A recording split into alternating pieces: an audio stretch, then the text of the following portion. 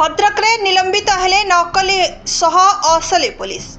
Bhadrak police जिलार Bhadrak regular थाना रे असली पुलिस निर्देश रे तदंत पाई जाई हटहटा होईछि नकली पुलिस। एपटे तदंतकारी अधिकारी दायित्व रे थाई ए घटनार तदंत पाई जैनिक बाहर युवक घटनास्थल को तदंत पाई पठाइबा सब इन्स्पेक्टर कार्तिक जेना को निलंबित करिसेंती भद्रक एसपी। सूचना प्रकार भद्रक ग्रामांचल थाना रे एक मामला रे तदंतकारी अधिकारी सब इन्स्पेक्टर कार्तिक जेना जैनिक पीयूष पन्ना को एक घटनार तदंत पाई पठाइथिले।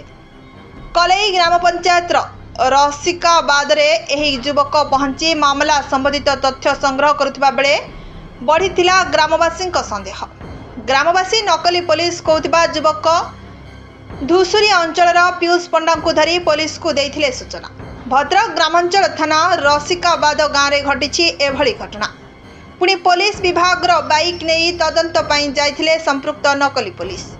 सूचना पाई पुलिस कलई रे पहुंची संपृक्त युवक पीयूष पन्ना को ग्रामांचल थाना रे अटक रखी तदंत आरंभ करिछि। एही घटना रे आज Bhadrak SP Manoj Raut sub inspector Kartik जेना को निलंबित करबा सह घटनार तदंत निर्देश दैछथि। देखंतु आपण जो कहउछन गतकाली एक मामलार तदंत पई हमर भद्रक ग्रामांचल थाना जी अच्छा सब इन्स्पेक्टर कार्तिक जेना जड़े व्यक्ति को पठाई घटनास्थल को।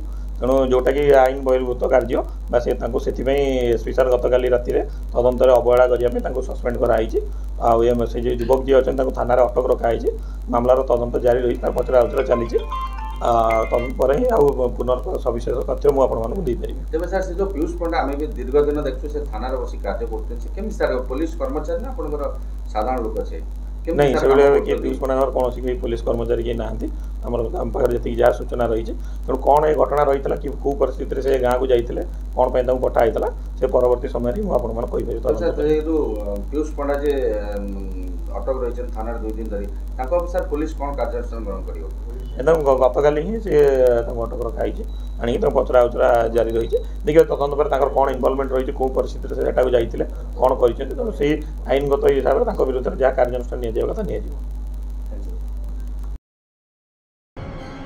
भद्रक प्रशांत कुमार साहू का रिपोर्ट नारद न्यूज ओडिया।